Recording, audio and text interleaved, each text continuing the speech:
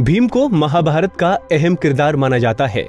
कहा जाता है कि पांडु पुत्र भीम में हजारों हाथियों के समान बल था।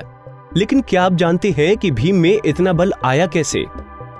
दरअसल बात उस समय की है जब पांडव और कौरव बचपन में एक साथ खेला करते थे।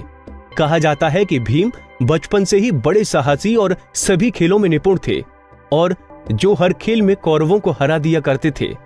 लेकिन भीम का यूं खेल में जीतना दुर्योधन को रास नहीं आता था, लिहाजा उसने एक बार भीम को खत्म करने के लिए एक योजना बनाई, जिसके अनुसार दुर्योधन ने एक बार खेलने के लिए गंगा घाट पर शिविर लगवाया। उस स्थान का नाम रखा उदकीर्णन। वहां खाने पीने इत्यादि सभी सुविधाएं थी।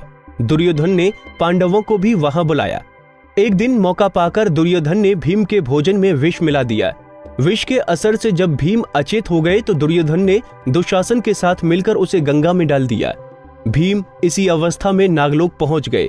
वहां सांपों ने भीम को खूब डसा, जिसके प्रभाव से विष का असर कम हो गया। जब भीम को होश आया तो वो सांपों को मारने लगे। सभी सर्प डरकर नागराज वासुकी के पास गए और पूरी बात बताई। तब वासुकी स्वयं भीमसेन के पास आए। उनके साथ आर्यक नाग ने भीम को पहचान लिया। आर्यक नाग भीम के नाना का नाना था। वो भीम से बड़े प्रेम से मिले। तब आर्यक ने वासुकी से कहा कि भीम को उन कुंडों के रस पीने की आज्ञा दी जाए जिसमें हजारों हाथियों का बल है। वासुकी ने इसकी स्वीकृति दे दी। तब भीम 8 कुंड पीकर एक द्वैशय्या पर सो गए। जब दुर्योधन ने भीम को विष देकर गंगा में फेंक दिया तो उसे बड़ा हर्ष हुआ।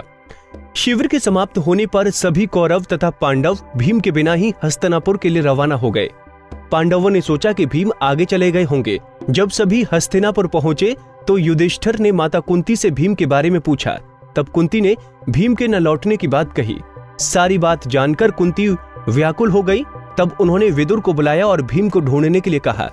तब विदुर ने उन्हें सांत्वना दी और सैनिकों को भीम को ढूंढने के लिए भेजा। उधर नागलोक में भीम 8वें दिन रस पच जाने पर जागे। तब नागों ने भीम को गंगा के बाहर छोड़ दिया। जब भीम सही सलामत हस्तिनापुर पहुंचे तो सभी को बड़ा हर्ष हुआ।